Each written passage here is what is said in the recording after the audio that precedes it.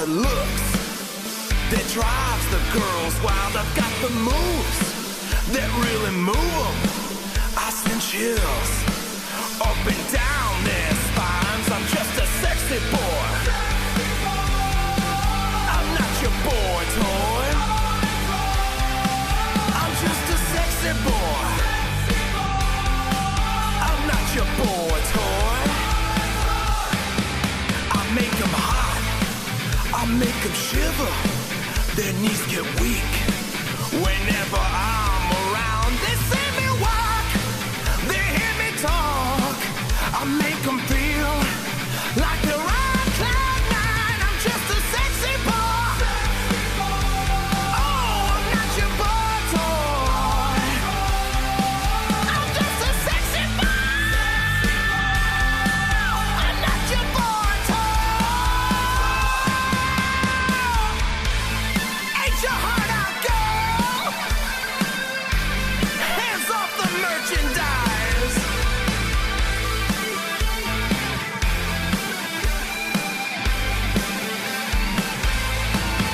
I'm just a sexy boy. Oh, I'm not your boy toy. I'm just a sexy boy. I'm not your boy toy.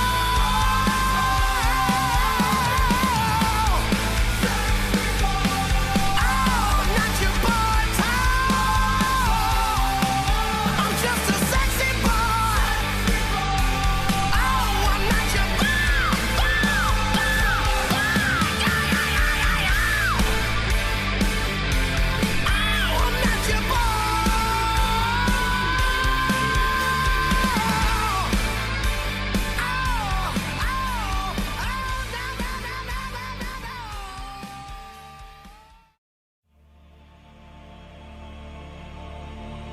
I am a real American. Fight for the rights of every man. I am a real American. Fight for what's right. Fight for your life.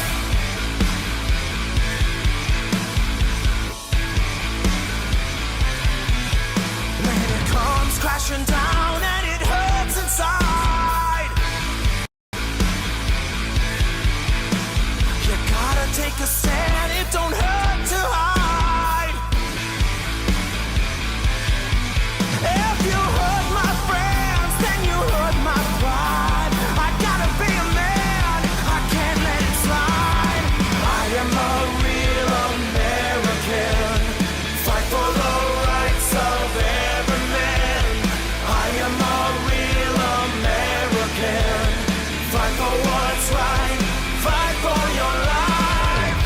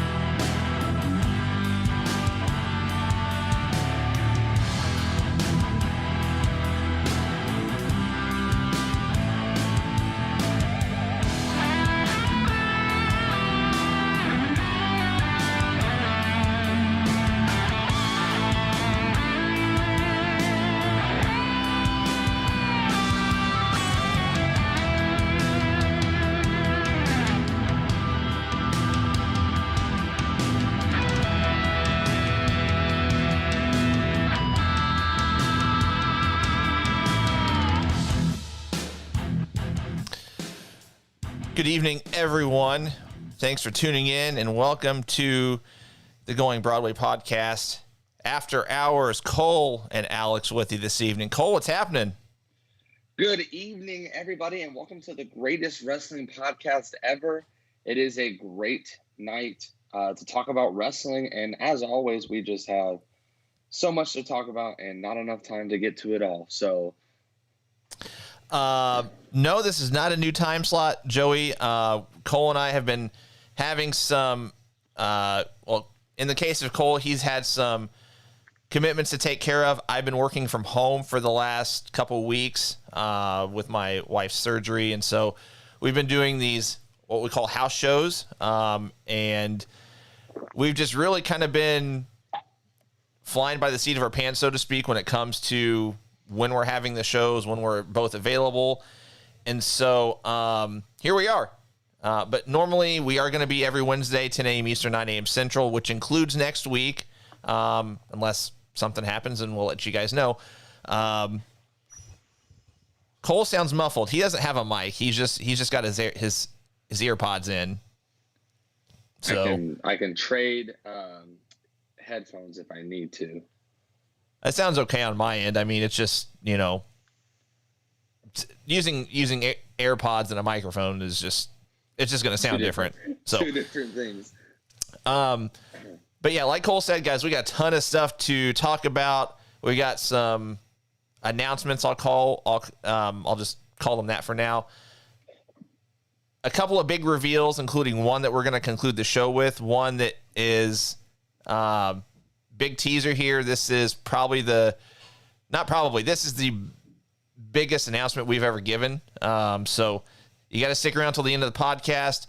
Again, we're going to be doing some cool stuff on the podcast tonight. We're going to be doing some trivia, going to be giving away some prizes. So hang out, stick around, join us on the chat. And if this is your first time joining us, of course, let us know. We want to give you a proper shout out. But as always, let's see who we do have on. Mark, David, Billy Ray Milburn, Mastacholi, Mark, Andrew. I think I said David already, but if I didn't, David, Stacy, Hector, Fear the Beard, our buddy Ryan, Brian, Joey I mentioned, and I think I covered everybody, but if not, welcome. So why don't we just jump right in? So what do we want to start with? I'll let you decide. I mean, we can start off with Bray Wyatt, Adam Cole, continue with the CM Punk, Bryan Danielson stuff. I'll let you decide. I'll let you take the reins. No pun intended. No pun intended. Let's jump in on this Bray Wyatt thing, because I think that is going to be where a lot of us are going to camp for a minute. Which, by the way, it seems like all these breaking things happen within 12 to 24 hours of us having a show. I mean, we know something. Yeah, I mean, we had our show we had the last show Friday night, and then Saturday is when the news broke. Yeah. Anyway, sorry, go ahead. So, as you guys know, Bray Wyatt was released from WWE, and I say that with a shocking voice to it, because it is shocking. I don't think anybody, out of the names that we could have probably picked of names to go, I don't think he would have been on my list. No, I mean, he's one of the biggest merch movers that they've got. I would say he's probably I would say he was probably top 5. I mean, they have a bunch of very specific merch centered around him. I mean, he had his own belt. Right. He had the mask. It's the whole cost-cutting thing is a bunch of garbage. I mean, there's no way. So speculation is always going to be out there. Why was he really released? I mean, there's nothing we can access that would say, there's not a list that says, okay, well, seeing as at the top of the merch movers, this isn't, I'm just throwing out names, but Roman Reigns and AJ Styles, and then you've got Bray Wyatt at number 4 or 5, whatever. but he had to have been in top 5 just by sheer, obviously money that they put into his character. Right. So, and what's funny is, I would say maybe 3 or 4 hours after the news came out that he was released, there was another story that came out that USA and Fox both were not happy, which says something, because if he came back, he was only going to be on one of the networks. But the fact that you ticked off not one, but both of your primary broadcasting networks over this release tells me at some point I would think something's going to give, because I know Nick Khan is kind of on the loose lately as far as these cost-cutting measures, but at what point does somebody step in and draw the line? Does Vince ever step in and say, no, we really need to keep him, bring him back? Or does he just let him go, and him being Nick Khan, that is, does Vince just let Nick Khan go and release whoever and call it cost-cutting? To some degree, Vince had to have been involved in this. What do you think? So I think the issue I have here is that I don't think WWE as a whole was ever really sold on The Fiend. And if we look back at this Fiend storyline as a whole, from the time The Fiend debuted to now, they never really pulled the trigger completely. All right? Like, it never became like, okay, we're 100% sold. Even though he got title runs, none of his title runs were lengthy, maybe 2-3 months tops. You have him go under on Goldberg, which just tells me that you weren't really sold on him in the first place.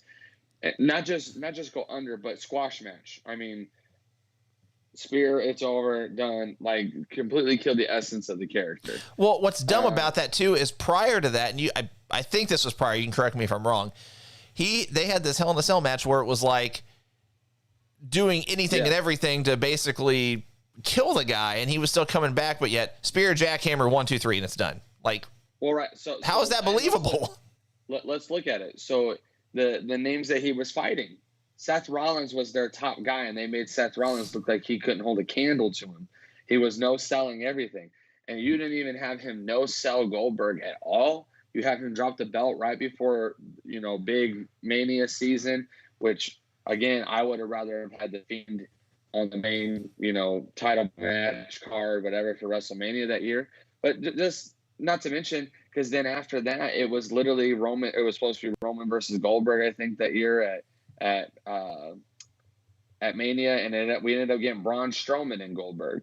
So, like, it wasn't even like that match turned out to be good, because Roman ended up having to step out. So, again, I don't think they were ever necessarily sold on The Fiend, which is, I think, why it was so easy to let him go and call it cutting cost, because I don't think they had anything for him. I'm gonna be real. I think the Fiend character, there's a lot of creativity that came from Mr. Rotunda himself. We just lost your video. Sorry, I was getting a phone call, and I'm on my phone. Sorry, I'm back. There you are. So I think there's a lot of creativity that came from his end that didn't get used that much. And so, because they wanted that creative control so bad, that it just got to the point that they're like, like, we don't really want to go this direction. And we kind of see this with, as you've listened to, like, Aleister Black's interview with Renee Paquette and whatnot. He kind of talks about how, I had all these ideas, I had all this stuff, and they used like 10% of it. And I think this might be the same case. There was probably a lot of ideas, a lot of creativity, probably a very long longevity type storylines that he had planned out probably for the year that he had presented, if I had to guess, that wasn't even necessarily title related. And they wouldn't use any of it because they just didn't see or get the vision. And if we look at Vince's track record, Vince has a hard time getting on board with gimmicks he doesn't understand. And I think that this might be one of them, even though he's like in love with The Undertaker. So you would think he would understand such a gimmick as this. but it's almost like he just didn't understand the gimmick, and therefore creative could not find something that pleases Vince, that pleases the Fiend, and still works for everybody. So I just kind of feel like they were never sold on him in the first place. So when I look at it now, I guess it doesn't shock me as much because I don't think they were sold on him. What bothers me is that I felt like was what they were building towards a peak storyline with the Alexa Bliss thing, because Alexa Bliss without Bray Wyatt, I think, is absolute trash. But Alexa Bliss with Bray Wyatt and what they were building as like this, duo type thing, I thought was interesting, and I thought we were getting ready to see some really cool stuff. And you and I were actually predicting him to potentially be the next guy for a title shot, here in the future. We also were saying we could really see him being one of the guys that could be the guy to defeat Roman Reigns for his long-winded, title reign or, whatever. So there's just a lot. And like, even when I look at current storylines now, I'm like, how could this guy not benefit your programs? Because your programs are dry. And even just his Firefly Funhouse episode or this or that, was enough spark for each episode of Raw or SmackDown to keep it edgy and keep you on your toes. And so I could see why networks would be upset, because chances are he was on Raw. Chances are he was probably going to get moved to SmackDown before they released. They probably had plans to move him back to SmackDown. So Fox probably was excited to have him on their brand, and that's why they're upset. USA was probably excited to have a boost in ratings when he came back, especially now that we have fans back. What's crazy is we have fans back now. He gets one of the loudest pops when his music hits, and fan reactions when his music hits, and we didn't even get that since they've been back now. So it's extremely frustrating as far as him getting released, for sure. Now, it's clear that he has some mental health issues that he needs to get right, and honestly, playing such a character, I'm sure, comes with a great deal of mental health issues, because that's a dark character. Yeah. But overall, I don't think it necessarily shocks me as much knowing WWE's track record and looking at his overall career as the Fiend. I don't think they were ever sold on him. It kind of gives me Daniel Bryan vibes. Like, he always finds a way to get himself over, but they'll never actually capitalize on this guy. I agree. I think WWE's downfall was when they put the belt on him. I think that, and this might be unpopular with some people, but I know what people are going to say. They're going to say, well, Undertaker was only in WWF for a year before he took the belt off Hogan. How long did he have it? He had it for a few days.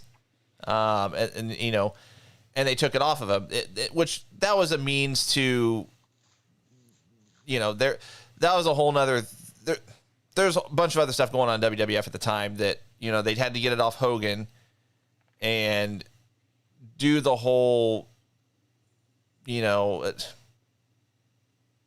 I'm not even going to go there. The point I'm trying to make is, as soon as you put the belt on the Fiend, it kind of humanized the character. And it's like, why does this character need a championship? Now, I get the premise of wrestling is you want to win a championship. You're wanting to win a belt, your title, whatever. But they really should have, if they wanted to go that route. Now, if you want to equate it with the whole Undertaker thing, he didn't get another shot at the championship for another few years. This was at the point where they had turned him face, and his character by that point had become a little more humanized, which they could have done with Wyatt, Fiend, whatever. They could have done it right, is what I'm getting at. And I think they tried to pull the trigger too soon on putting the belt on him. They kind of backed themselves into a corner, they being WWE. And fast forward, here we are. No longer with the company, and remains to be seen where he goes. I don't think we need to really, I know some people in the chat were alluding to this. I don't think we need to go down that road of speculating where he's going to go, just because I think that's going to be white noise at this point. we might see a similar character from the Wyatt family kind of deal. Like if, I know people were indicating maybe have a reunion faction of, you'd have Wyatt and Strowman and Eric Redbeard. Redbeard. I was trying to think of his WWF or WWE name, and it wasn't coming to me at the time. But would I be okay with it? Sure. Is it necessary? No. Would I like to see Wyatt in some way, shape, or form in another wrestling company? Absolutely. I think the guy's just got so much talent that it's crazy that at one point that this guy was Husky Harris. Just right. Such a bland character, bland personality. And what I'm so astonished at is he took off when WWE kind of pulled back the I don't want to say pulled back the reins. I feel like I'm overusing that expression. They kind of turned him loose a little bit to some degree. I get that there's going to be some creative control over the character, but they basically just said, take this character, run with it.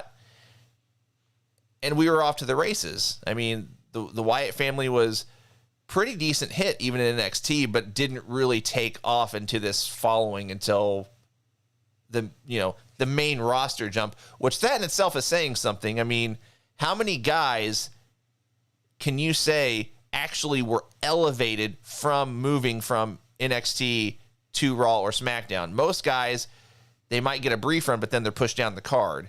I mean, Elias, Alexa Bliss, Bray Wyatt. Is there anybody else?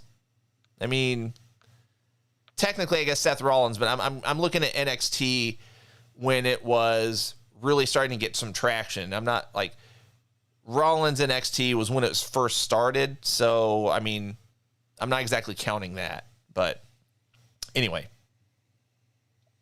So I mean, and I don't think we can really even begin to talk about where he would go, because it would really depend on what he's trying to do. Right. I mean, let's keep in mind I know he has one kid. Does he have two kids? I think he has two kids. I just know of the one that he has with JoJo, yeah. So, I mean, obviously he has a family. Let's just be real, though. And it's clear that he's got some mental health issues. So I wouldn't be shocked if he takes some time off from wrestling. Oh, for sure. But if we're thinking, WWE is crazy to me.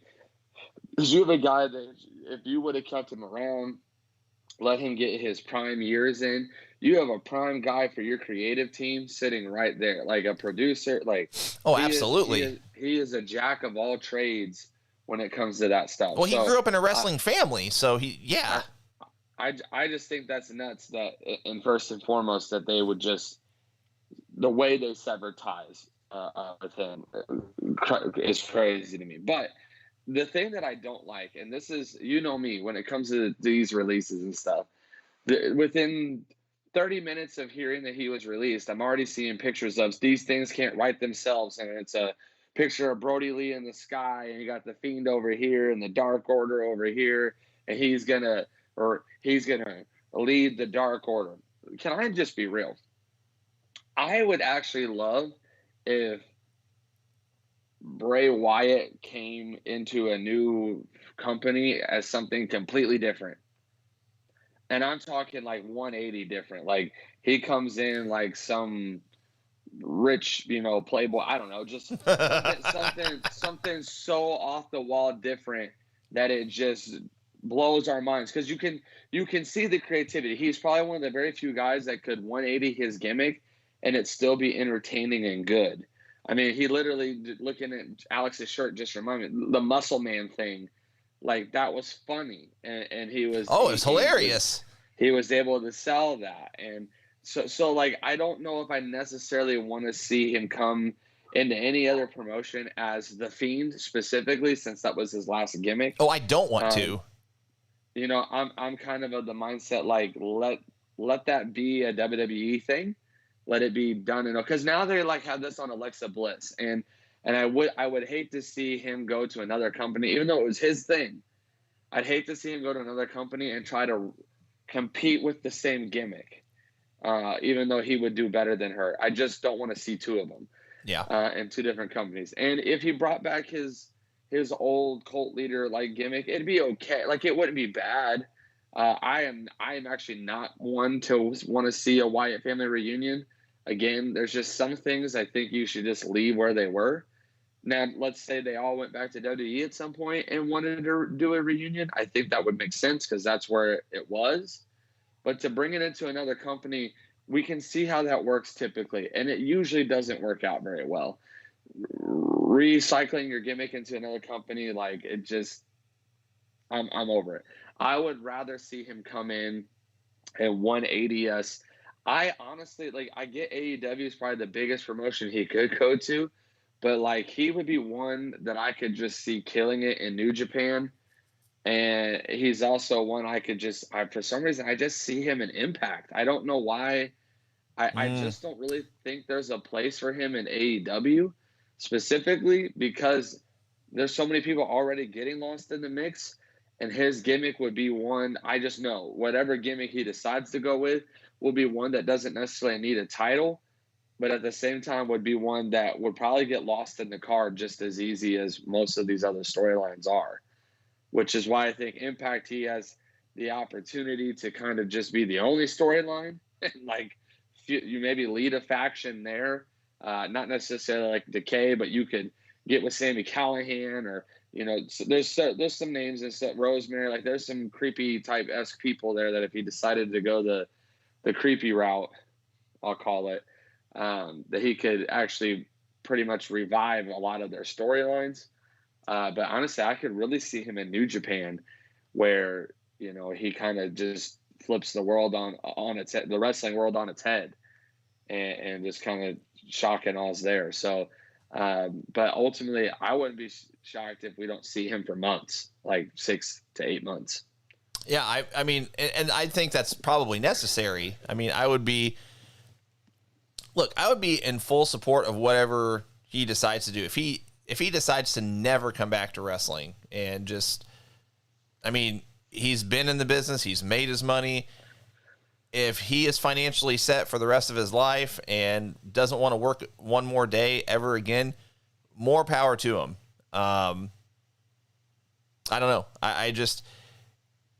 I agree from the standpoint he does. If there are mental health issues that he's still dealing with, guys, mental health is not a joke. I mean, it's just as much of an illness as a physical illness is. And I'm not going to get on this soapbox. I just feel like people take it too lightly, and I disagree with it. I don't think it's okay. But if we see him back at some point, great.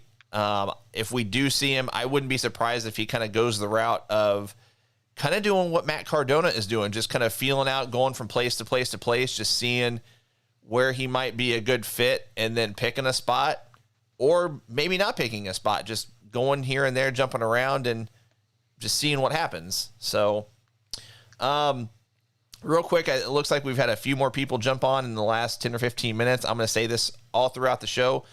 Stick around to the end because we are going to be showing you some cool stuff later in the show. We're going to be doing some of our GBP trivia, where if you're watching live, anybody has the chance to win.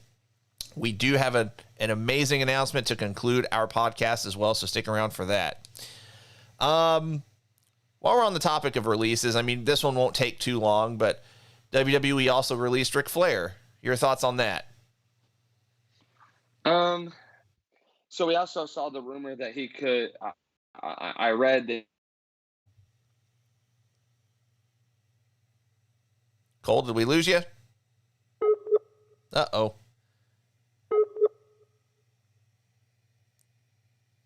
Leaving us in suspense. I might have to call Cole back and get him on here.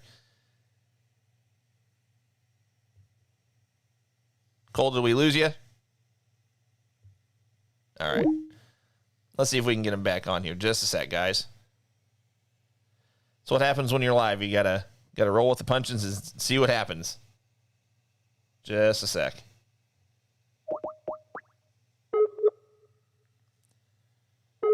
Gonna see if we can't get him back on here.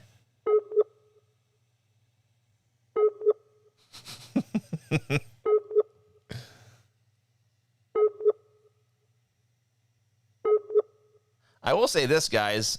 It's been weird the last couple of weeks that you guys know we're in the local St. Louis area, and for whatever reason, our internet has been dropping off. At least Cole isn't online, is what Skype says. But it says active now. That doesn't make sense. Let's try again.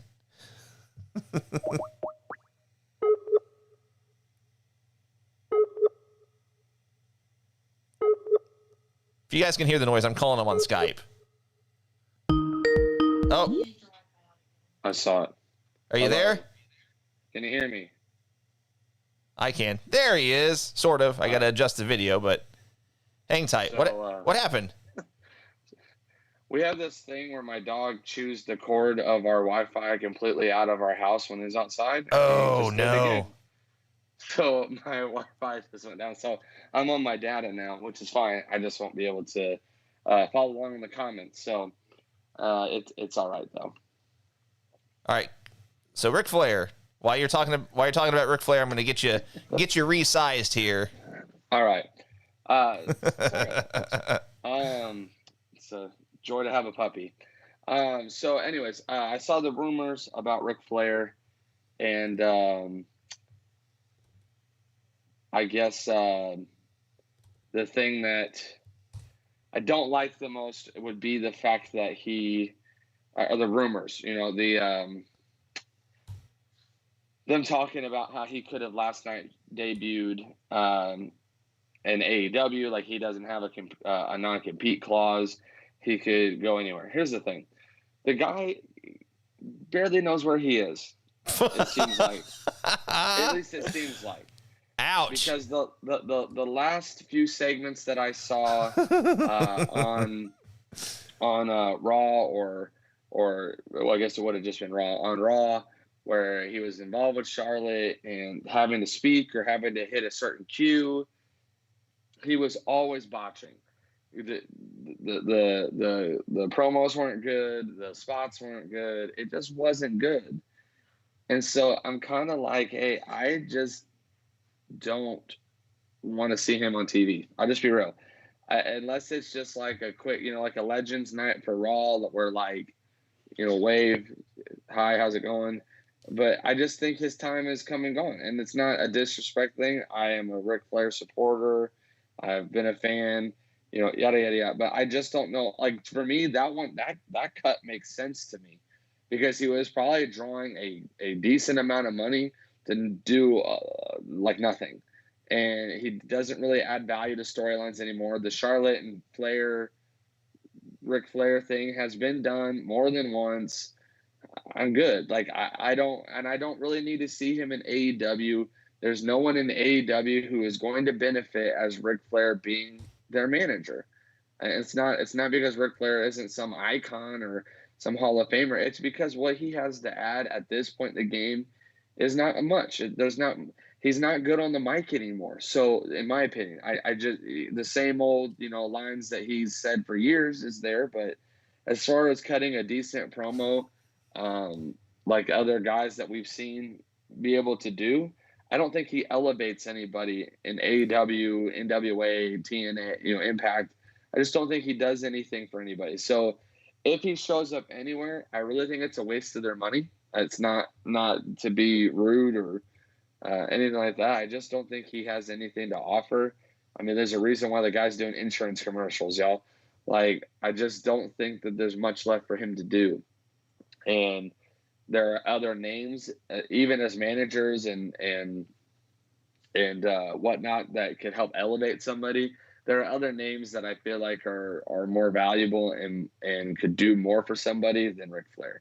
So them letting go of Ric Flair doesn't shock me. I saw some people saying he could go into AEW and he could help manage Andrade since that's his son-in-law. And I was like, yeah, but why? Chavo Guerrero makes sense. Why would you bring in, Ric Flair now when you just announced Chavo? And, well, he could go and do this person or that person, or he could go be the manager in a circle now, and he could feud against Tully, and I'm like, but they're not really doing wrestle. Like Tully, it moves off the top sometimes here still, but I just don't see Ric Flair be able to take like a poke to the eye. Like I just don't think it makes any sense. So I'm a firm believer that I think his time has come and gone. I think it's time to let him go home, go sit at home, like go home now. So I'm okay with his race. Honestly, I think it makes sense. If you are trying to, in fact, save money or put money that could be better used, everyone's saying they're trying to sign Brock or whatever, whoever it is that they're trying to bring in or whatever they're trying to do with the excess money. I think he is a cut that would make sense versus someone like Bray Wyatt or other names that we've seen cut. I hear you. I think I'm just kind of partial. Flair is probably my favorite of all time. I just can't say I don't want to see him. I see where you're coming from. I just feel like, so Cody did this media call.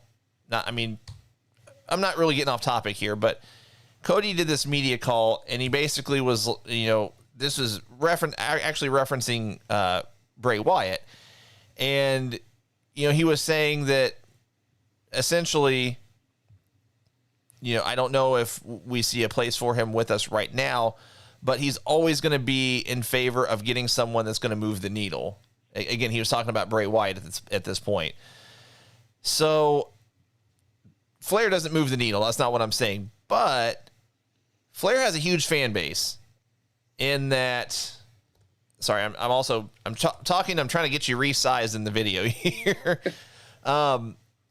He has a huge following. Let's just be real. There's a ton of millennials that know who Ric Flair is because of what he's done as far as music and I know nothing about the rap hip hop world. I couldn't even tell you whose video he was in, but millions of other people can, and that's what I'm getting at. So I think there's an opportunity for, the crossover aspect and getting just the name recognition. So Right.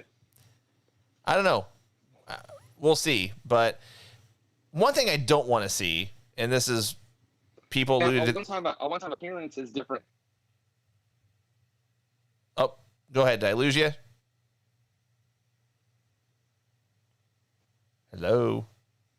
No, I'm still here. Okay. I think I'm lagging a little bit, but one thing I'm going to do too is I'm going to turn my Skype video off. So no John Cena pun intended, but you won't be able to see me. I think that's hindering some of the streaming on my end. So, and just overall slowing things down. But anyway, were you going to say something? I was going to say, I think there's a difference between a one-time appearance. Like if he was just show of an AEW, we wave to the fans, get the woos out of the. I'm able to do other things. That's my thing. I think I have more issue in trying to insert him into major storylines or having some major prominent role. I'm not saying that I don't think he should ever not be on TV again, but I am saying I think his time of being inserted into storylines and whatnot should be over. Again, the stuff with Charlotte Flair, Lacey Evans was garbage. Even before that, he was getting in the ring, he was doing some stuff with Randy. The stuff he was doing with Randy, I thought was garbage. I just don't think it was very good. And so I think if AEW is trying to, here's the thing, if AEW is trying to be different, you don't go and grab the people who are messing things up in WWE. And so I think that would be where my mindset is. It's one thing, bring in Mike Tyson and let him give a wave and, be a special enforcer or something for a match here or there. But to have him come in and be somebody's Jake the Snake Roberts or Tully Blanchard or something like that right now, this doesn't make a whole lot of sense because I don't think he has it in him at this point in time. No, I hear you. Just real quick, is there any way that you could switch to your Wi-Fi, or is that not an option at this point? No, my Wi-Fi is shot. My Wi-Fi is gone. He ate the cord completely through outside. So. Oh. Yeah. All right then. I I got our friend of the show, Everett, our company IT guy. He's remoting in right now, and he's going to try to get your video fixed. But what else can we talk about? We touched on Bray Wyatt. We touched on Flair. How about Adam Cole? Let's talk some Adam Cole. So his deal allegedly is going to be after SummerSlam. Do you? I'll share an unpopular opinion. Well, maybe not. I don't know. There might be more people that agree with me than I realize. I think Adam Cole should go to AEW. Now, hear me out. How long has he been with NXT? Not a rhetorical question. 4. I mean, 4 years maybe? 4 years.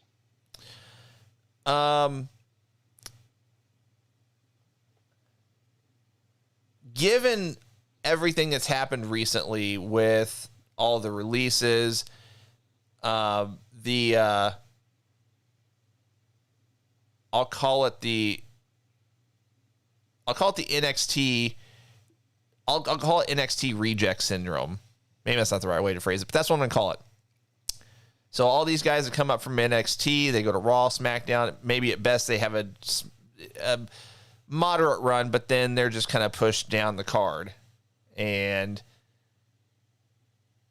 Adam Cole, let's just face it, he's going to get a big payday with whoever he signs with. If you're Adam Cole and you have the option to jump to Raw or SmackDown, or let's just even throw this out as an option. Let's just say WWE goes to him and says, you can choose. If you're WWE management and you go to Adam Cole and say, you can choose if you want to go to Raw, if you want to go to SmackDown, or if you want to stay on NXT, but you're going to get a substantial payday nonetheless. Do you think he does that, or do you think he jumps to AEW where he's going to get the same money? He's going to be with his buddies. I mean, he goes to all the AEW. I don't want to say functions, but you guys know what I mean. When he can, his buddies are there. His are they engaged? Him and Britt. I'm actually not sure. Anyway, to be honest. But his significant other is there. Do you think there's any possibility that he knows for a fact that he would be continually happy with staying with WWE, or does he kind of fall into what happened with Peyton Royce and Billy Kay? And I'm only bringing them up because they just recently did an interview with Chris Van Vliet, and she talked about wanting to possibly ask for her release and all that stuff. I don't know. I just have a hard time, if I'm Adam Cole, weighing the pros and the cons and thinking, I think my better option is staying with WWE.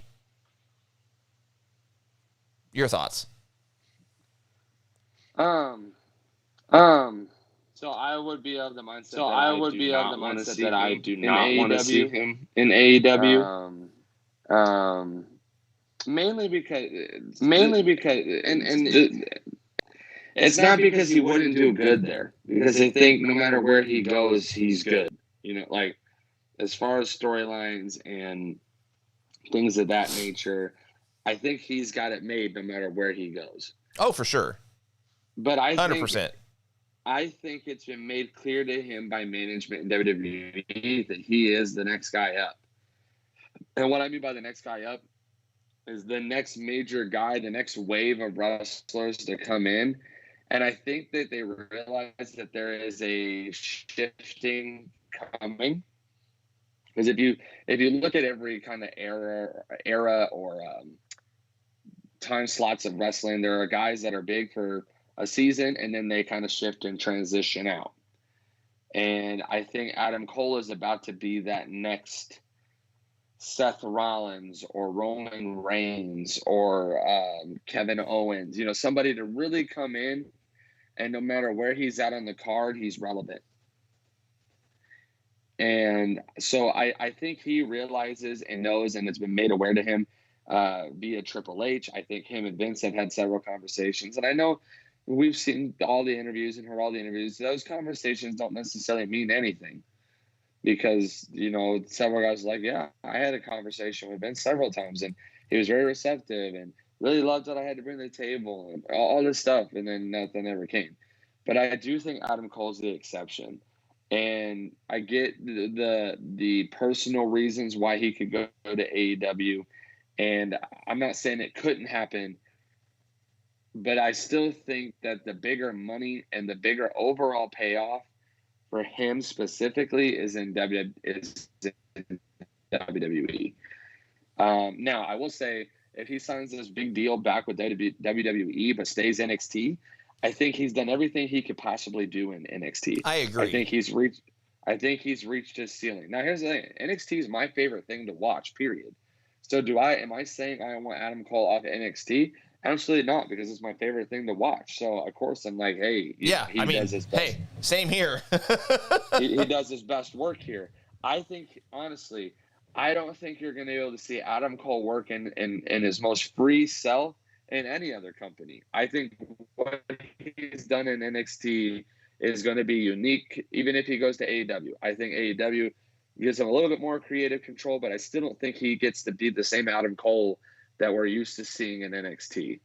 And so no matter what, I think he's hit his ceiling where he's at, and there's going to be a Adam Cole evolution, if you will, and what he does next.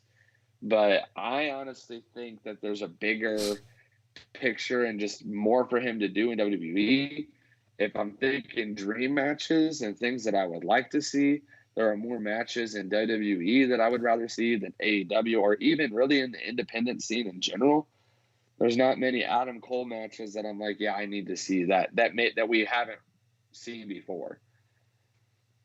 There are, however, Adam Cole matches that could happen only in WWE, with the fact that, my favorite, John Cena, is still technically wrestling. So there are those legend type matches of people that are still around that we could talk about.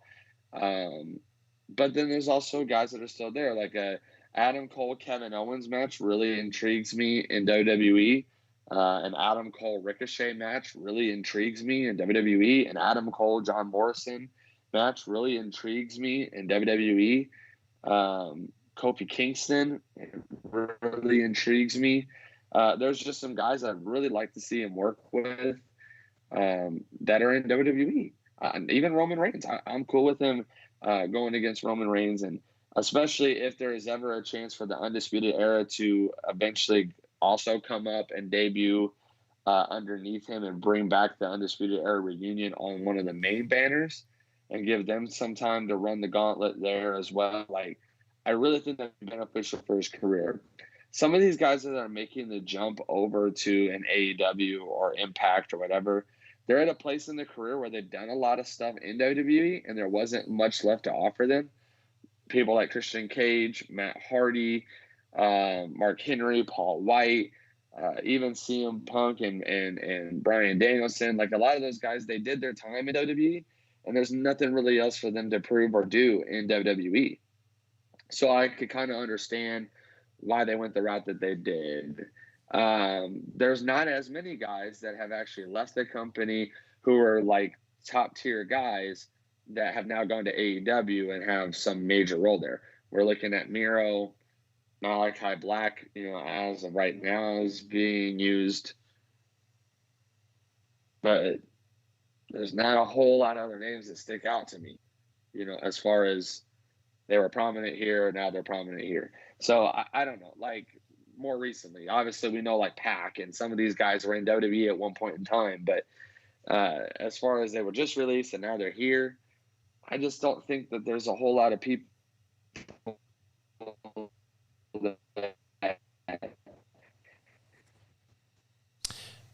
I didn't catch. Experience WWE in its fullness.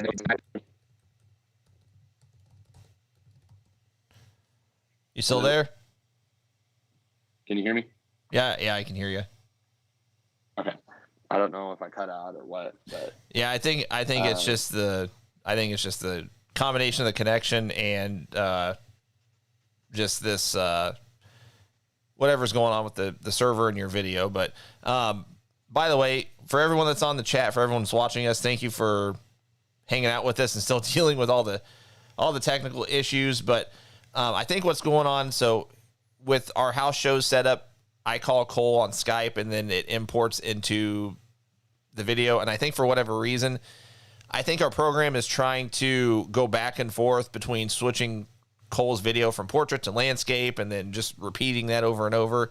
And that's nothing Cole's doing, but for whatever reason, it's just being a little screwy tonight. So for the time being, I'm going to take Cole off the video and it's just going to be black. So yeah. Anyway, so tell you what, we don't do this very often.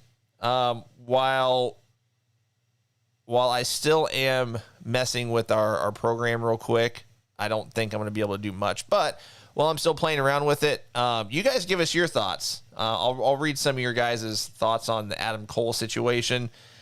And I'm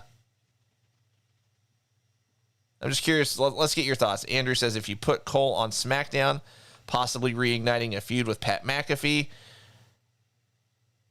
I don't know about that, Cole. What do you think? I think the Pat McAfee stuff was good for what it was, but I don't think now. Could you put him on SmackDown and they have like their little quarrels when he's on commentary and stuff like that? Of course. Yeah. But actually trying to get him out of the commentary booth and back in the ring and all of those types of things, I think it's unnecessary. I don't think you need to do it. Like, Pat McAfee's killing it on the commentary. So he's their best commentator easily. There's just no reason to even go that route. So I don't think I want to see a reignited thing between Pat McAfee, but again, we never got to see the Karrion Kross Adam Cole match feud type stuff for real. Adam Cole versus Keith Lee. There's a lot that could be done there. Not to mention, who's to say Samoa Joe is on NXT forever? You know, we could see Samoa Joe be back up there at some point in time. Adam Cole versus Finn Balor is always a good one. You can always run that back. So there's so many more names I'm not even mentioning, you know, not even getting. Oh, yeah. You know, could you imagine, you know, just as far as athleticism, Adam Cole and Apollo Crews, Adam Cole, Sami Zayn. There's just so many names that I could. Adam Cole, Drew McIntyre. There's just so many names and so many matches and so many different things that you could put together and make happen. And so Shinsuke Nakamura, they're literally coming to me. Cesaro, like, just a bunch of names that could really put on some dope matches. And I just don't think I could name that many in AEW specifically that would interest me. There's probably a top 5 I could probably put together, but nothing that gives me marquee vibes like what WWE still has to offer on their main roster and what they'll probably have to offer still, because with them dropping people means they're going to sign people. And I don't know who's next up in the free agencies. I know Davey Boy Smith Jr. had resigned, and he could be an interesting one to also see Adam Cole against. So, you know, who's to say, you know, even looking at some of the NXT guys who could get called up at some point. Damian Priest is on Raw. We could be seeing what's his name from Australia? Why can I not? Bronson Reed. Mm-hmm. You know, there's all these big names, you know, that are rumored to be getting called up at some point too, and LA Knight. You know, like there's plenty of names within that company still that when and if and how they all get moved around. There's just way more dream matches that I think could happen than we could even put together just in AEW alone. Now, if Adam Cole was to sign a deal more similar to Bryan Danielson, where he's allowed to go work New Japan and Impact and the Forbidden Doors open. Maybe there's more that we could put together. But I'm still going to be more leaning towards WWE. And I got to disagree with you. I mean, there are a bunch of dream matches for sure with WWE, but I mean, and it could just be a personal preference thing, but there are a bunch of matches with AEW that would interest me. I mean, Cole versus, Cole versus Kenny, Adam Cole versus, the ones that are obvious, Adam Cole versus, a CM Punk, if it's true, Adam Cole versus Bryan Danielson. But then there are the sleeper matches like Adam Cole versus Jungle Boy, Adam Cole versus one of the guys from FTR, either guy from FTR, because I mean, one of the match of the year candidates was two guys that are primarily tag wrestlers, in my opinion. Dax, whenever he wrestled Jungle Boy, I mean, this isn't a sleeper match, but this is just another one. I mean, Adam Cole versus Chris Jericho. Now, I know the match itself probably wouldn't be that good, but it's still just, it's got the name value. Yeah, I think there's more name value matches than there are good matches. Yeah. Right. No, I got you. But nonetheless, I mean, either way, I just let me go to Mark's comment, and this is the last comment I'm going to read on Adam Cole. I do appreciate all the comments. Mark says, just don't think Adam Cole will stay in WWE unless they give him more freedom to build his streaming gaming business, not to mention that Vince doesn't like small guys like him also. That's another factor. I mean, I know he does his up, down stuff with Xavier Woods, Tyler Breeze. Who else does that with those guys? I know Cesaro does. Fandango did he not? Or did I make that up? I think him and Tyler Breeze were they were featured on it every so often. I don't know if they were on it as much. Nonetheless, that's a good one. David says Adam Cole versus Pac. That'd be a good match. No, not Adam Cole versus Marco. Sorry, guys. I mean, Adam Cole versus Miro. I mean, I think that'd be a good match. I think, not to get off topic, I think Miro is vastly underrated in terms of in-ring ability. I don't think he gets the credit he deserves. But anyway, to be determined. Why don't we move on with some news and notes? So this is kind of a sub off the top segment, I guess, just because there was a lot that happened this past in the last week. I wanted to make sure I covered a couple things. So, Cole, your thoughts on AEW selling out the United Center for Rampage when there's not even been anything announced or confirmed? I mean, it's clear that they everyone thinks that that's going to be where CM Punk ultimately makes his debut. And see, I don't think it should be, but nonetheless. No, and what's crazy about that is wasn't I guess it would have been Raw. Wasn't Raw just there? Yeah, they were this past week. Were they in the State Farm Arena? I don't remember. I know they were in Chicago. They were in Chicago, yeah. Real quick, okay. James Judd Jr., thanks for joining us. First time tuning in. I appreciate you joining us. Normally we're in the studio, but we're doing our house shows for the next couple weeks. But anyway, continue. But I don't know.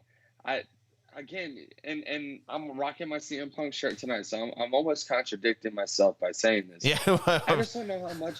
I just don't know how. I'm more intrigued than I am hyped. I think I'm more intrigued by if and when he does debut, what's that going to look like, and how much does he really have in his tank, and can he still even go in the ring? Because if that all factors into something as an Adam Cole signing. Is that really a dream match if CM Punk, fights worse than Goldberg? That's where my concern goes, is we haven't seen him in a ring in probably close to a decade. So, it's one of those things where it just has me questioning. So I think it's cool that obviously it's dope when you sell out an arena, period. So kudos to them for selling out the arena. But if they're going to be severely disappointed if their Chicago native is Colt Cabana and not CM Punk, and that's going to be, at least if they don't debut CM Punk there and they debut, Bryan Danielson as just a swerve just because they can, that'll help at least. But people are buying those tickets because they think CM Punk's going to debut in Chicago. Well, and again, they're even with the Darby Allin stuff, it's almost like they're trying to force it at us to the point that we're going to be shocked when it's not him, because of the Darby Allin little storyline that they're running right now with the whole he wants to fight the best in the world, and he's going to do that on the first episode of Rampage, which is in Chicago, which is almost just like foreshadowing that it must be CM Punk. But I'm almost just inclined to believe that it's not. I'm almost more apt to say that it would be Daniel or Bryan Danielson than I would be CM Punk. I could be completely wrong. I might be. They might be right 100% just telling us exactly what's about to happen. Well, so my thought on this is, and I apologize for interrupting you if I did. I can't see the video, and so I can't tell if you're with the pauses. I can't tell if you're done talking or not. But just my thought on it is, I wonder if they're speeding up the debut of Punk because AEW doesn't know what's going to happen with possible shutdowns again with all the COVID stuff. I mean, maybe they're going to have him debut at Rampage because they don't know if they're going to have a crowd for All Out and for for any of the events that are going to be in Chicago that week, which I'm not going to get on that. I mean, I'm not going to talk about COVID anymore, but I'm throwing that out there just because it's still a thing, unfortunately, and it's still affecting live events. And I don't know, maybe they've got it in their head to where they're going to do one of two things. They're going to debut him at Rampage at the United Center, because of the crowd. I mean, you're going to be able to pack a lot of people in the United Center as opposed to just any other suburban Chicago arena that AEW's had events in. Or they're doing it because they don't know what's going to happen with COVID, and they want to cash in on the pop and the debut while there's still a crowd. Right. Or they're going to pull a swerve and actually, kind of like you said, have Danielson debut and have him be an ultimate heel, have that be the catalyst of him being a heel in AEW, because everyone's expecting Punk. But then Bryan Danielson shows up, beats the snot out of Darby, and, I don't know if they go that route, if they're going to really get the heel reaction that they want, because everyone's going to be stoked to see him regardless. But I think it's going to be the aftertaste left in their mouths, so to speak, they being the crowd, that the fact that, we didn't get CM Punk, we just got Danielson instead. Now I'm ticked off. Does that make sense? I don't think they're going to get the reaction on Rampage if that happens. I think it's going to be a slow realization that we're not getting CM Punk tonight. If that makes sense. It makes sense, and Bryan Danielson's even talented enough to flip the crowd. So if he came out, he kind of gets the yes pops because it's going to happen, and even acts like he's going to fight Darby respectfully, and he gets the win, and then afterwards, Darby goes to shake his hand, he shakes it, and then hits him with a knee, or whatever the case is, and he kind of goes heel mode like that, and then gets on the mic and kind of even teases people even more. It's like, y'all thought you were going to get, CM Punk. He's not the best in the world. I am, which would, again, set up for a feud between him and CM Punk, which what I was saying would be better for both of them, because then there's no title involved. And it's a really major storyline to jump off both of them in AEW without having to hotshot them to a title. Yeah. And so I think that would be the ideal route to go for them. But again, there's just so many avenues that could be playing a role into this. but you can't. It's just funny because they're almost teasing it too hard for me to really believe it would be Punk. Like if it was just Darby said he was going to he wanted to challenge, anybody and anybody who's up to a fight, or he wants to fight the best of the best, and didn't use the actual catchphrase. Like I would have been like, oh well, best of the best could have been CM Punk. It could have been Bryan Danielson. It could have been Braun Strowman. We could have literally seen any kind of a swerve then.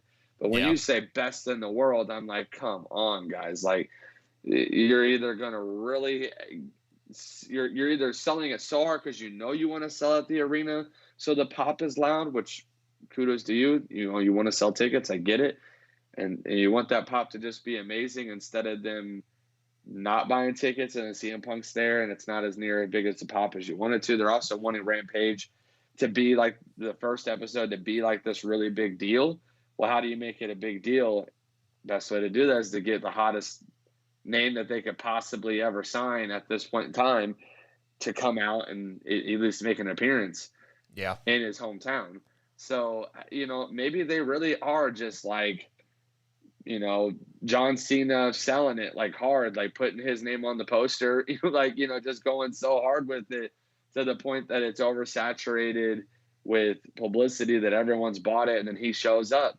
Maybe they really are putting it right under our nose, and we are just not biting on it because it's happened before several times and he's never shown. So maybe it is really just that clear cut. I don't know. This is going to be the only thing, or I should say, this is going to be the last thing, and then we need to move forward with the podcast. It's already 8:15, and we're not even through the first two segments. A lot of people are alluding to maybe have both of them debut on Rampage. Personally, I don't think you should do that, but at the same time, again, that goes back to the whole, like, AEW doesn't know, none of us know, like, what all, if COVID's going to lead to any of these shutdowns, and if AEW has signed them, maybe they want to get the reactions to both of them while they've got the crowd, while they still can. I don't know. I feel like that's. If I'm AEW management, I see where you're coming from. I just feel like if you're in any kind of management with any kind of large company, you have a feel or a sense, or maybe even an actual source within the government that can kind of give you hints as to whether or not, hey, we're going to be shutting stuff down, or we're only going to require masks, but we'll still events will go on and things like that. I think that unfortunately, if both of them debut at Rampage, I wouldn't be surprised if that's a subtle indicator that we might not be getting live events for too much longer. So I hope that's not the case, selfishly, just for that reason, if that all made sense. Yeah, I'm not convinced that we're necessarily going to lose live fans at this point. But, never say never, because I've said that before. But, again, you have All Out coming up not too far away. I think it would be smart to save one of the two. Oh, 100%. Some kind of a pop, specifically for that pay-per-view, because I do think, regardless of what happens, that pay-per-view will happen with fans. Oh, I hope so. But that's what I'm saying. I just don't think it's necessary to debut both of them. And honestly, I don't think it's necessary to debut either of them. No, I agree. I agree. If I'm really being serious, I think you can put a really dope card together for a packed out United Center and still build into, the anticipation of one of them coming out. Because again, Darby saying that really builds the anticipation and really gets everybody amped up. And then, somebody else comes out, whether it be a new name, someone who's just doing a one-off appearance, or, someone who's already on the roster, that just, kind of trolls a little bit. It could be somebody like Kazuchika Okada, who it's just another avenue of the forbidden door being open kind of thing. I mean, because yeah, exactly. Well, yeah, the rumor is Tanahashi. The rumor is Tanahashi is actually going to be at All Out. I think we talked about that last week. The rumor is he's going to be at All Out against Jon Moxley. So we know he's in the building though. In the sense that we know he's here, and that he could very well make that AEW debut in a one-off against Darby. So. Yeah, so to answer David's question, they can use the Cult of Personality for his theme song.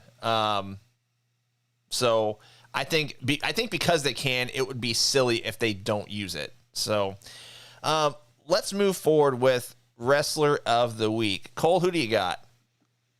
I'm just gonna rock with a guy that got a dub, and I ain't seen him in a minute. I'm going with Keith Lee. I was happy to see him get a win first and foremost, because I thought they were getting ready to put my guy on a losing streak. But to see him on Raw, to see him back and not be off TV, and just I'm a personal fan. Just to get a dub and to get it over, it was Karrion Kross. I was happy to see that, so I went with Keith Lee. My honorable mention goes to Sasha Banks. I don't like the whole predictable heel turn. No, I get that's not her fault, but it's just, I feel like it kind of ruins it a little bit for me. My Wrestler of the Week actually goes to Roderick Strong. He picked up the win this past week over Bobby Fish, and I feel like what I've read online is that those that gave it their match rating and everything really didn't give it enough credit. I thought it was a great match. I thought it was a takeover-esque worthy type opening match. I thought really highly of it. I know that I kind of have a unique taste when it comes to just their ring styles and the fact that it's not NXT, but I think a lot of us associate NXT with a certain type of wrestling, if that makes sense. And this was more old school style, I guess, if that's the best way to put it. But yeah, that's my Wrestler of the Week. Jeremy Stoneberger says Malachi Black for him.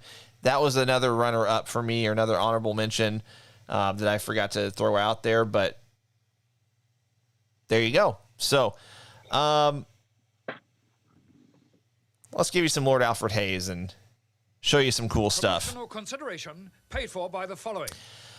First off, I want to mention that normally we are live every Wednesday morning at 10 a.m. Eastern, 9 a.m. Central Time.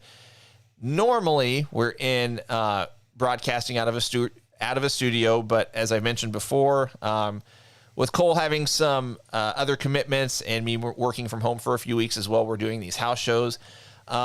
Next week, we'll be back at our normal time, 10 a.m. Eastern, 9 a.m. Central on Wednesday. That will probably be the last house show, and then we'll likely be back in the studio the following week. So I'm really excited for that, just with all these technical snafus we've been having the last few weeks. Please give us a like, follow, and subscribe to all of our social media platforms. Those are scrolling across the bottom of your screen right now. Please like our Facebook page, facebook.com/Going Broadway Podcast. Please follow us on Twitter and Instagram, twitter.com/Going BRDWI Pod, Instagram.com/Going BRDWI Pod. Please give us a subscribe to our YouTube channel, youtube.com/Going Broadway Podcast. Make sure you hit the notifications button so you're alerted when we go live. We are also on Patreon, patreon.com/Going Broadway Podcast. We've got 4 different tiers that you can choose from if you would like to become one of our monthly financial supporters. We would sincerely appreciate it. You can check out those tiers. A lot of the perks are pretty cool, if I do say so myself. Those include but are not limited to discounted merch purchases, free merch, as well as additional giveaway entries into the 3 free belt giveaway that we will still be doing once we get to 5,000 Facebook likes. We still got about 300 or 400 more to go. So be sure to send out those invites to your family, your friends, colleagues, neighbors, enemies, whoever you want. But speaking of our merch, we got some brand new merch that we're going to debut tonight. These are there we go. These are our WCW early 90s tribute shirts. They do come in the purple and yellow scheme on a black, white, and gray t-shirt and hoodie. And, of course, we do have them in our Going Broadway podcast, black, green, gray, and white as well. So they are $25 shipped plus applicable taxes for a t-shirt, $50 shipped plus applicable taxes for a hoodie. If you'd like either one of those, let me know. Again, you can get discounts on your merch purchases or free merch as well if you consider joining our Patreon page, so check that out as well. But again, these are our new debuting this week WCW early 90s tribute shirts. I'll throw these up again, purple and yellow, and our green and black / white / gray. So let me know if you're interested in any of those and we can get you hooked up. It is time for our fan mail segment. So get your questions in and we'll read some of those while we are on the air.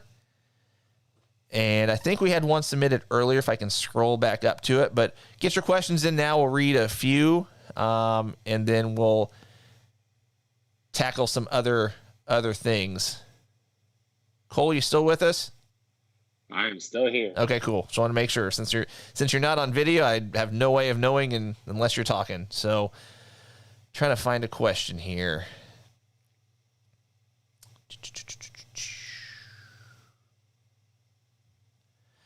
I don't think this was meant for fan mail, but I'm just going to ask it regardless. Eugene asks, is there a women's legend worthy of a match versus Britt Baker? Perhaps Britt Baker against Trish Stratus. I don't see it happening. Well, I think that's just an example. I don't think we're going to see Trish Stratus on AEW. I think he's just asking if there's. I mean, I guess it depends on what you deem as legend, because I could see like Gail Kim or maybe Mickie James. Yeah. Getting in the ring one time with someone like Britt Baker.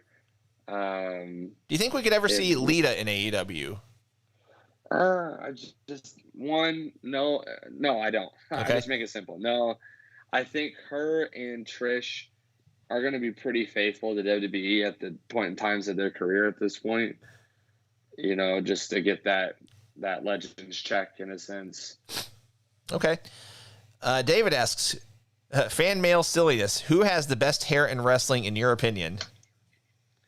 The best hair? Who has the best hair in wrestling in your opinion? The best. AJ Styles has got some cool hair. The best hair. I don't know, as far as guys, AJ Styles comes to mind. Hiroshi Tanahashi's got some cool hair. I don't know. Those are my answers. The best hair? I don't know. I'm not gonna lie to you. I don't really pay attention to hair. Sheamus has some cool. Baron Corbin's got some really cool hair right now. With the whole looking like he lives on the side of the road.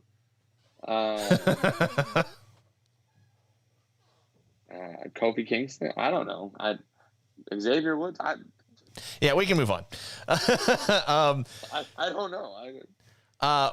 Mark, I'll tackle Mark's question quickly. Do you think WWE is going down how WCW did? No, I don't. I don't. Not at all. Close. No, that company is still making quadrillions of dollars, and that's a made-up figure because that's how much money they make. Like, yeah, they're nowhere close. It's what's funny is people try to equate this quote unquote war with AEW as the same thing as we saw with WCW. They're not even the same thing. Yeah, it's two totally different settings and time periods and things that are different. They're different products. They really don't compete with each other. They're so different in so many ways. Like, there's no reason to even try to compare. It's what I tell people. It doesn't make sense to compare Michael Jordan to LeBron James. They're two different players in two different positions. AEW and wrestling are two different companies and two different positions. That they're not even comparable in my opinion. David says you put more thought into that hair question than it deserved. Let's just kind of rapid fire some of these.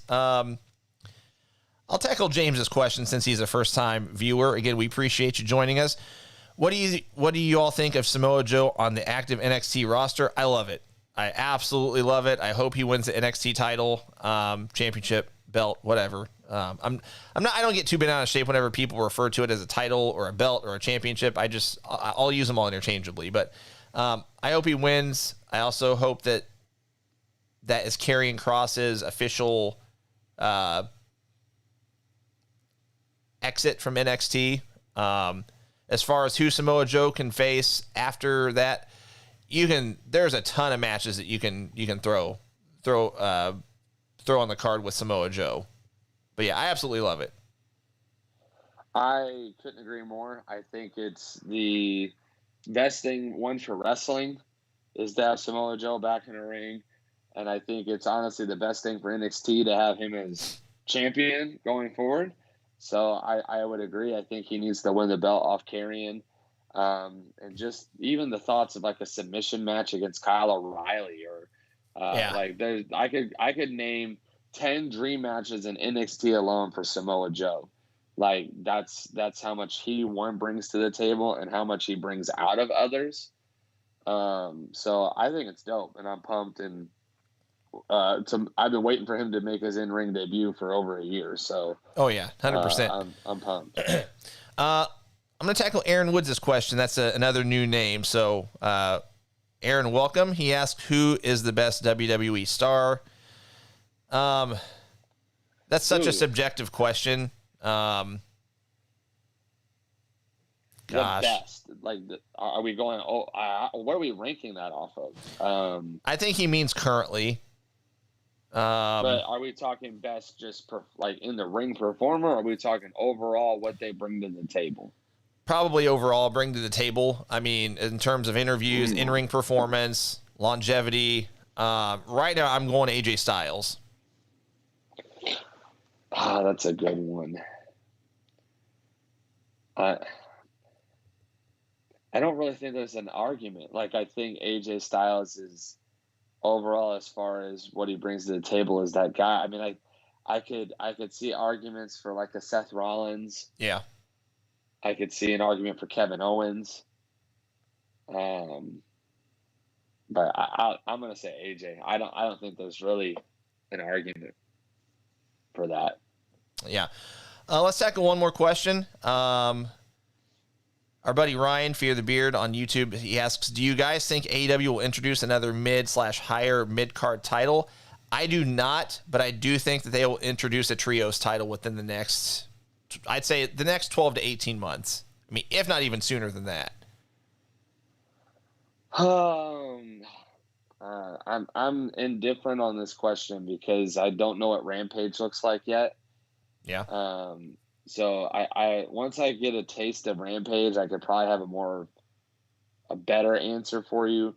When you again, we talked about this before in the past. When you start introducing more shows, you run into, especially with AEW, you run into the issue of your big names are names that you're letting work fewer dates as well. So, are you going to have Jon Moxley hold the main title for 12 to 16 months and only work so many dates? Are you going to do that with CM Punk, Bryan Danielson, Christian Cage? A lot of the big names I'm naming, they have a lot of flexibility in their schedule. So for me, it's like, okay, well, if we're only going to have 4 belts and they're not defended near as much, and the storyline, you almost think you might need to introduce another belt somewhere. I'm not saying they need to have separate belts for both shows, because I think we have that problem on WWE, and that's not working. But you might need like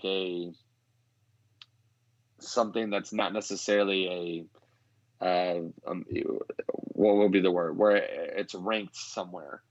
Maybe it's just like a belt to win, like the FTW belt without it being lame. Just a belt that is, a television belt, or I don't want to call it a hardcore championship, but just something that has value to it, that doesn't necessarily mean that a top guy has to carry it, for it to be intriguing and interesting.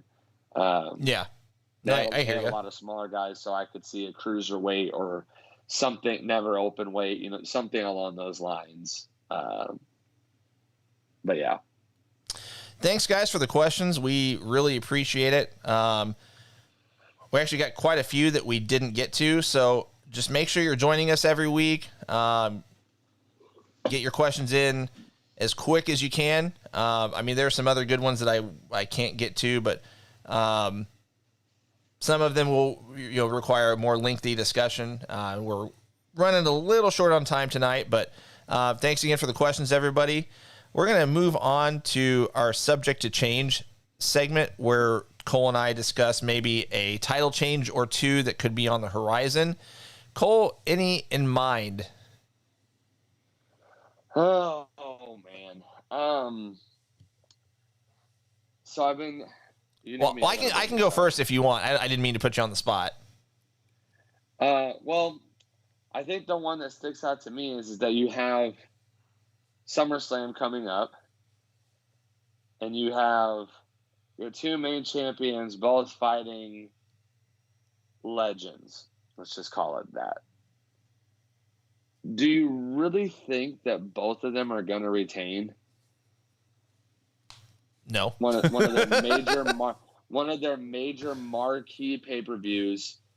Both champions are on dominant runs, and you bring in two what WWE would consider powerhouse names, dominant names, to feud against them, and you're telling me that both of them are going to lose? I just have a hard time believing. Now, I'm not sold on this because I know WWE and I know how much they like Goldberg. But I think my subject to change is I really think John Cena is going to go over on Roman Reigns. I don't know how. Okay. But I think he's going to go over on Roman Reigns. I could see Roman Reigns dropping the belt here at SummerSlam, winning it back in the next month or two.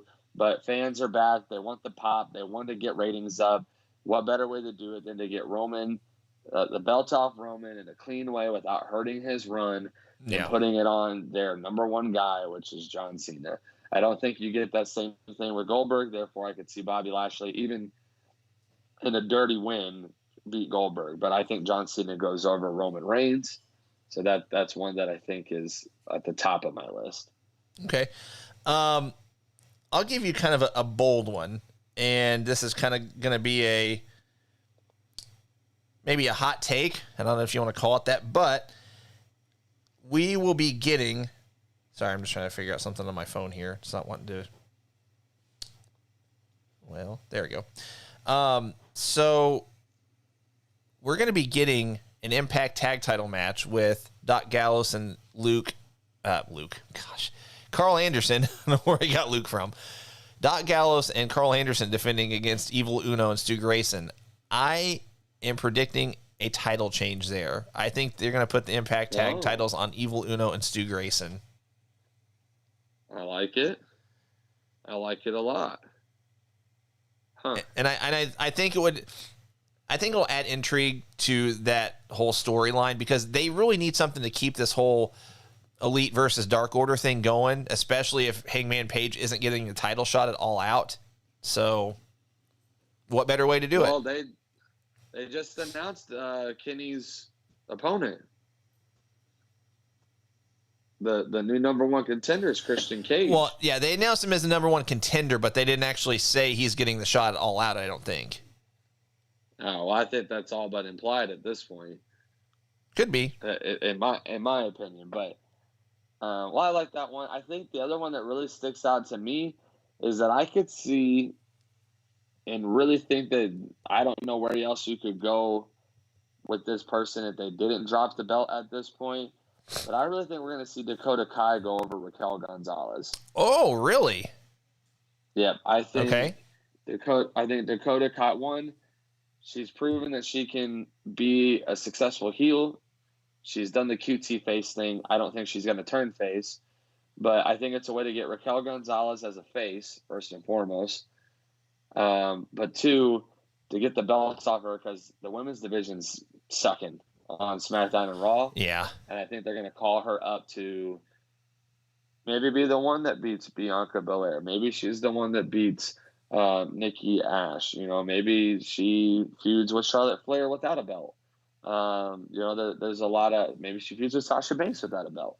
There's some options there. So I could see Dakota Kai going over and being the next kind of face to run the place in the women's division at NXT, and also gives us a women's champion that's a little bit more believable to be beaten, and ultimately sets up what I think will be the person who will drop it to Taya Valkyrie, or Frankie Monet, whatever you want to call her, when the time comes. So I'm predicting Dakota Kai going over Raquel Gonzalez at this next NXT takeover. Okay. Real quick, guys, while I'm thinking about it, before we get to our GBP trivia, which we'll get to here in a few minutes, I would encourage everybody, if you want the best chance to get your answers in as quickly as possible, our experience has been that YouTube tends to be the quicker of the two well, technically we're on three platforms. We're on Facebook, we're on YouTube, and we're on Twitter. YouTube tends to be the quickest of the three. So if you want the best chance to win, make sure that you hop on YouTube, make sure you have an account, and that you're able to comment on our live stream. So take a few minutes, do that if you need to. But yeah, YouTube's going to give you the quickest chance to win. And if you don't have a YouTube account, I'd recommend you create one, even if it's just to participate in our giveaways. If we do trivia or other contests, YouTube tends to be the quickest as far as usually with YouTube, there's about an 8 to 10 second lag between what we see on our end.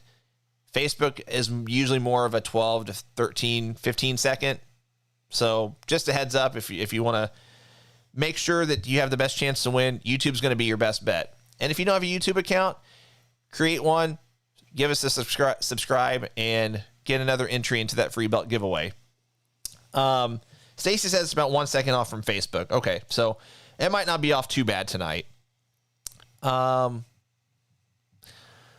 give you guys one more, and Cole can give you another one if he has any more. But, and this is going to be kind of a bold prediction with all of these network flip flops, I guess. So you guys correct me if I'm wrong, but Rampage is going to go to TNT, and Dynamite's going to go to TBS. Cole, is that right? Yes. Okay. Yes. With all of these changes, I would not be a bit surprised if Mira loses the TNT championship, just to, with the shows changing. I don't know who he would lose it to, but it just seems like the timing is there to maybe take it off of him. I know they just created a new belt, and it seems like that they're going to create a new belt for each person that holds it. So this is kind of more of a bold prediction. I don't know, just a hunch. What, Cole, your thoughts? Yes, no, maybe so?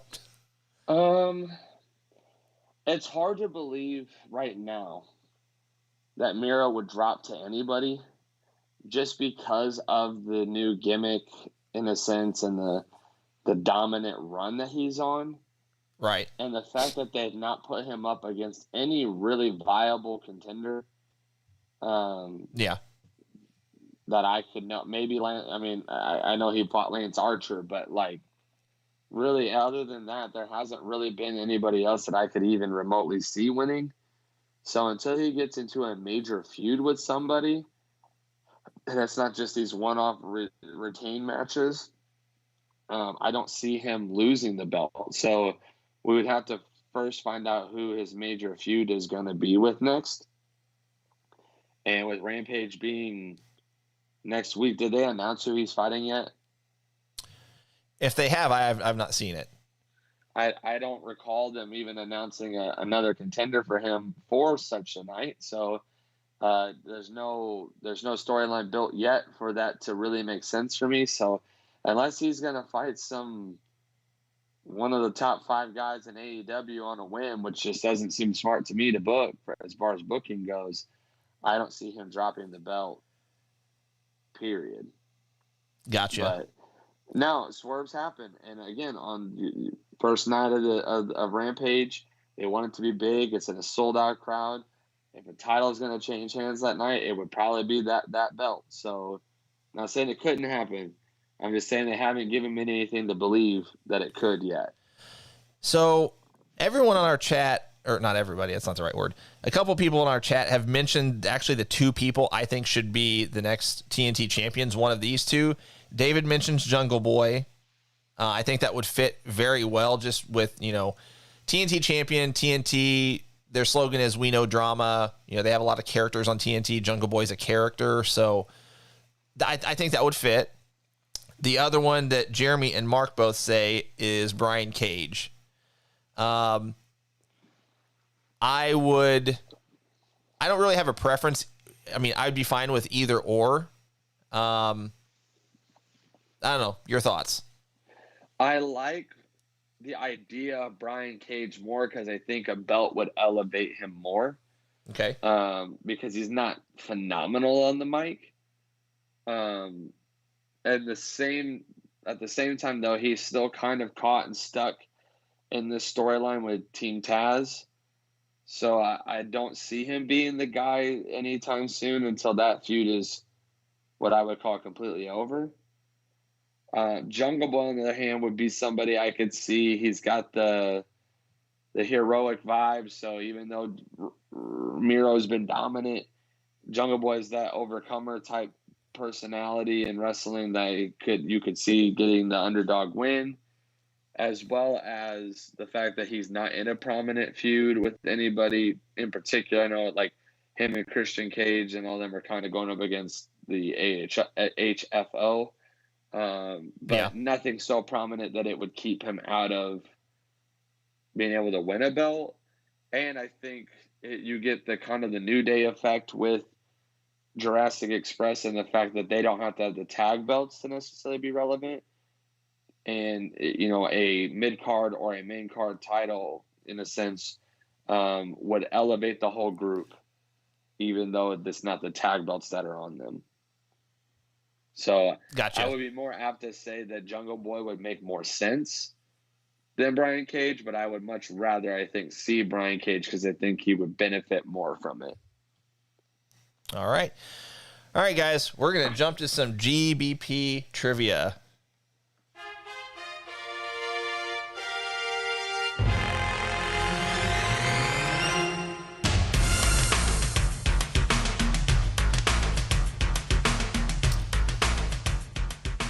All right, guys.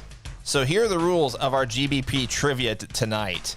I'm going to ask 5 questions, and they're all going to be about championship reigns in the history of professional wrestling. It's not going to be centered around one specific company. And as always, the first person that gets the answer correct gets their name into a randomizer that we'll do once we ask the 5 questions. And I just realized I selected the wrong tile. There we go.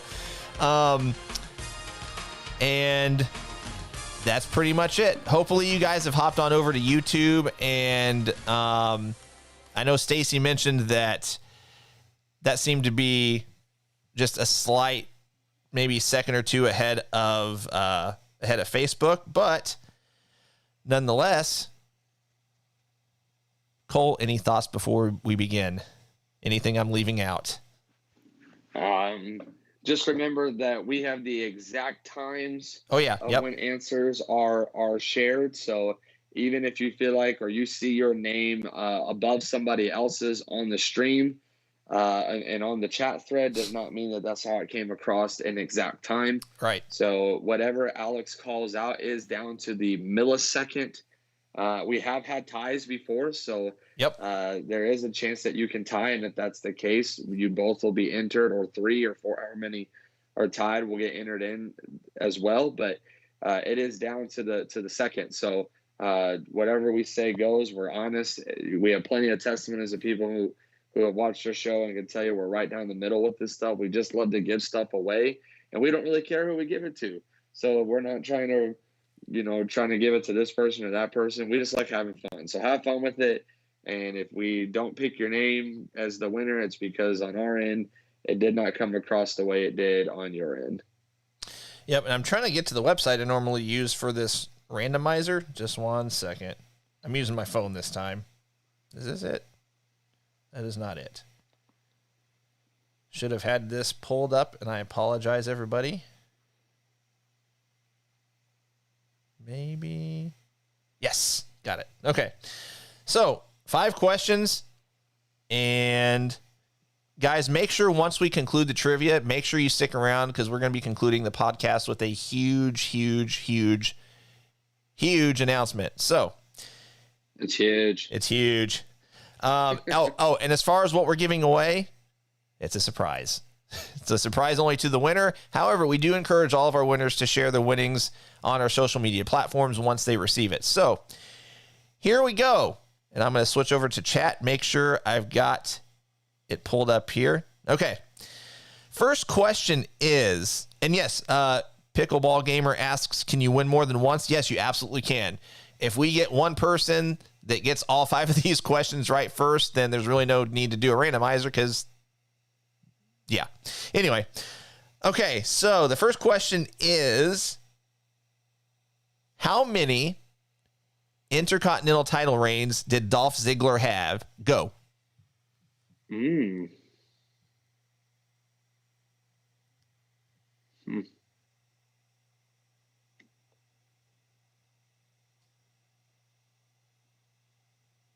don't know.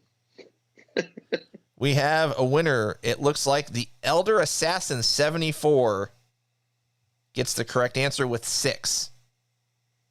So that was the answer that came through first. The Elder Assassin 74. Now, one thing I did forget to mention. I was only counting 5.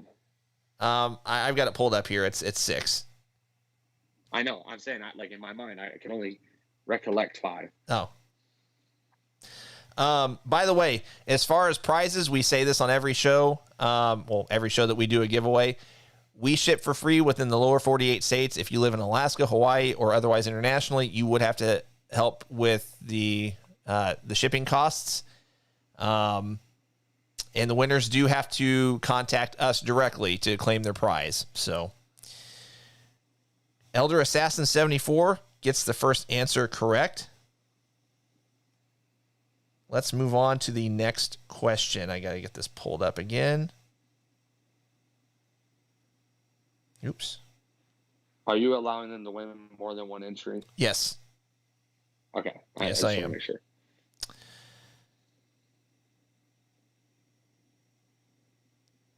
Okay. So we mentioned Bray Wyatt earlier in the show.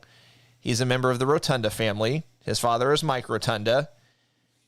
Who defeated Mike Rotunda for the TV championship, the NWA TV championship at Starrcade 1988? Who defeated Mike Rotunda for the NWA TV title at Starrcade 1988? David Tilley gets it. David Tilley with the correct answer, Rick Steiner. Congratulations, David. Put you down here. All right. Oops. Done. Moving on to the next question. Again, these are all about championship title reigns.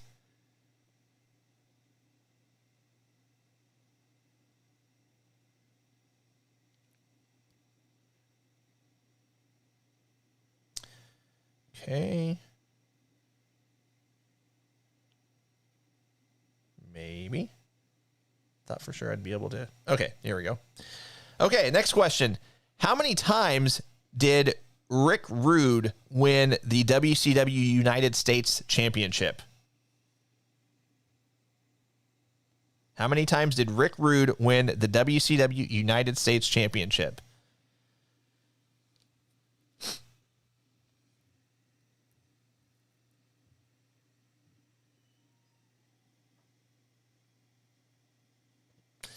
Rachel Rendell Garza gets it.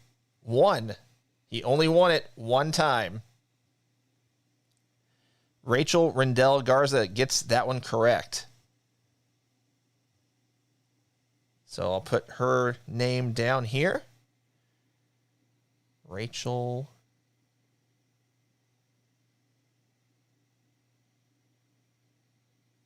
Oh, autocorrect.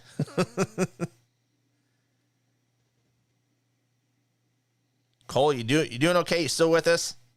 I'm just listening in at this point. 'Cause I All can't right. read any comments. All right. Yeah, I'm really excited to be back in the studio in a couple weeks. I mean, I love doing these house shows, but man, it's so much easier when Cole and I are both in the studio and we can see each other and feed off each other, and I'm not interrupting him. And so, all right, let's get this next question pulled up here.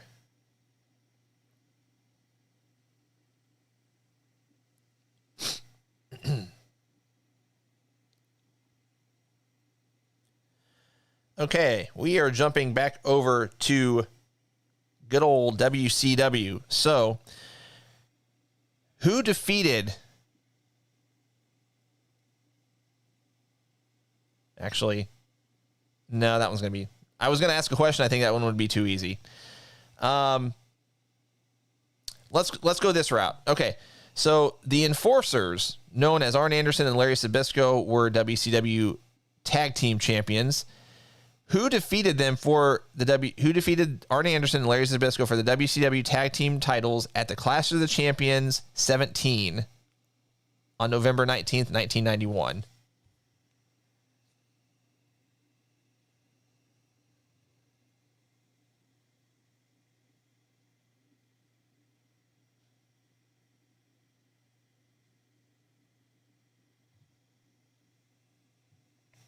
Brian Griffin gets it.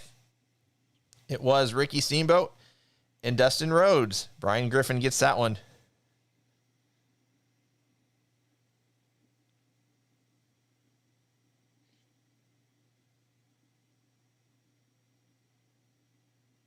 Okay, here we go. Last question.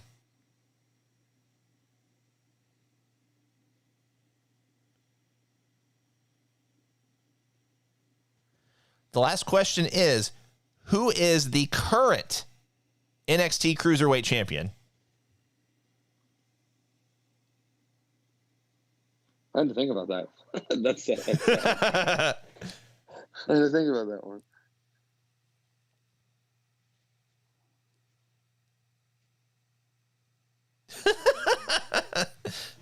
Someone said you're the current Cruiserweight Champion. Oh, I should be. Looks like, well, I don't know.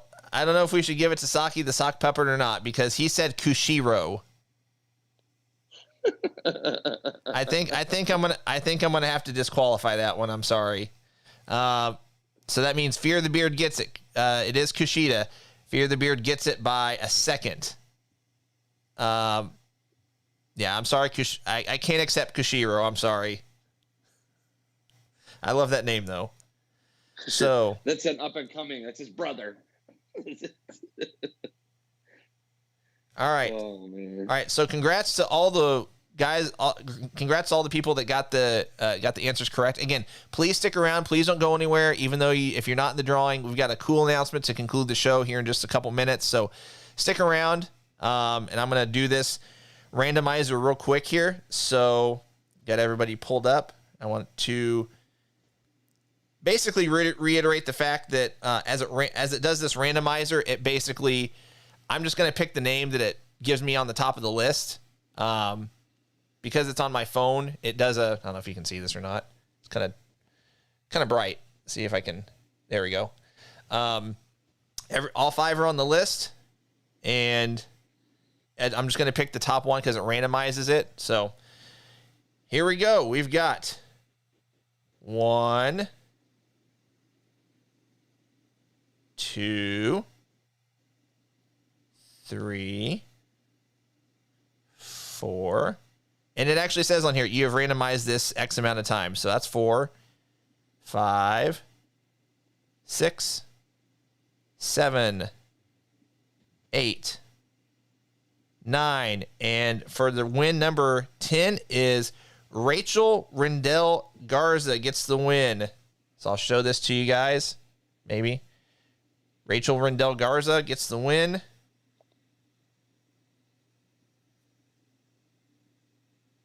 So Rachel, hit me up, or Cole, one of us, with your selection. I'm sorry, not your selection. Gosh, I'm all over the place. With your mailing address. And we'll get your prize shipped out to you. So, and like I said, Rachel, you're welcome to share it on our social media pages whenever you get it. Again, just send us a Facebook message, just claiming your prize with your address, and we'll get that sent out to you. Today's Thursday. I might get it out tomorrow. If not tomorrow, it'll go out on Monday. So, all right, guys, thanks for sticking around with us. I've teased this announcement all evening over and over. And again, this is something I'm super excited about. I know Cole's excited about this. This is easily the biggest and coolest thing that's happened as far as us and our podcast. So stick around for just a second. I'm going to play something and give you guys the announcement. So stand by.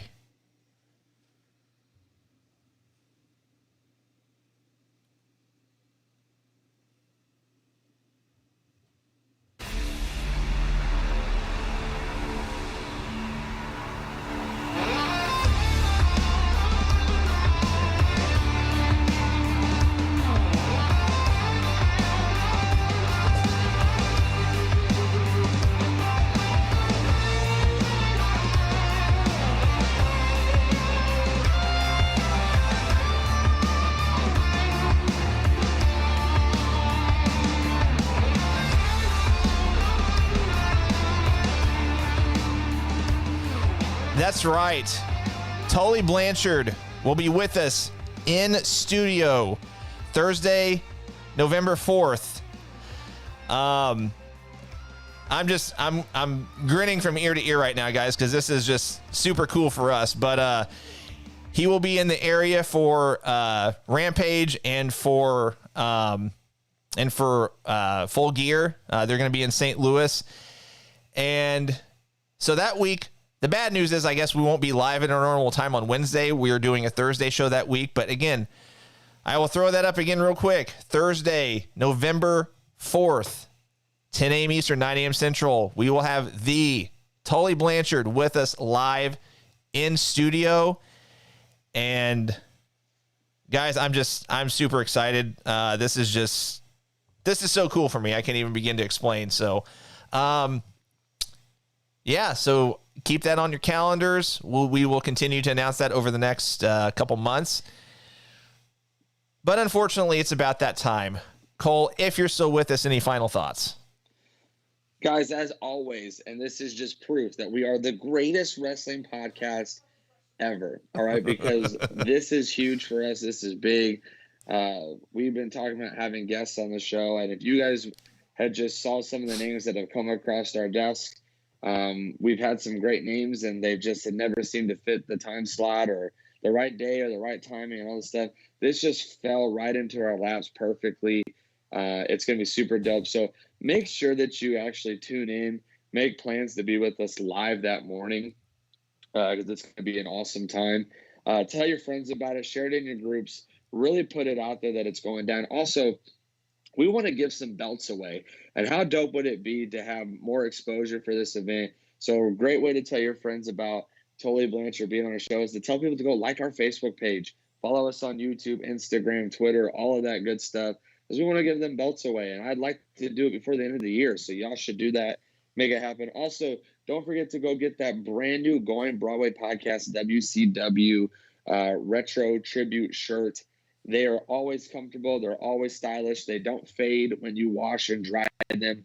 So I'm telling you, you need to go get you one ASAP. It's going to get cold in your area soon because summer is just about over before you know it. So go ahead and order those hoodies, those shirts, because our orders are made to order. So they'll take a few weeks before they get to you. So by the time it's time for hoodie season, you'll have that in your possession.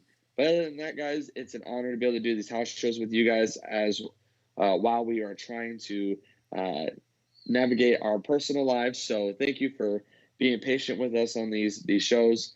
We enjoy hanging out with you guys. But as always, I leave you with your favorite thing.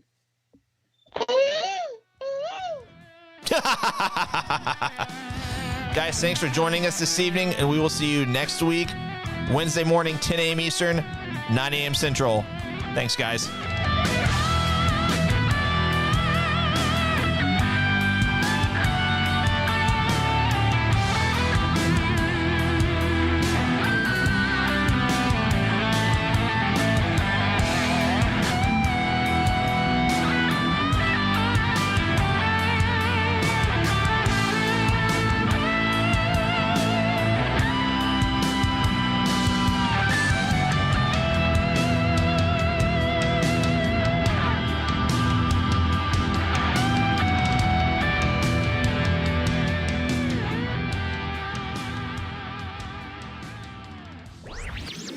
This podcast was a presentation of lightupmedia.fm.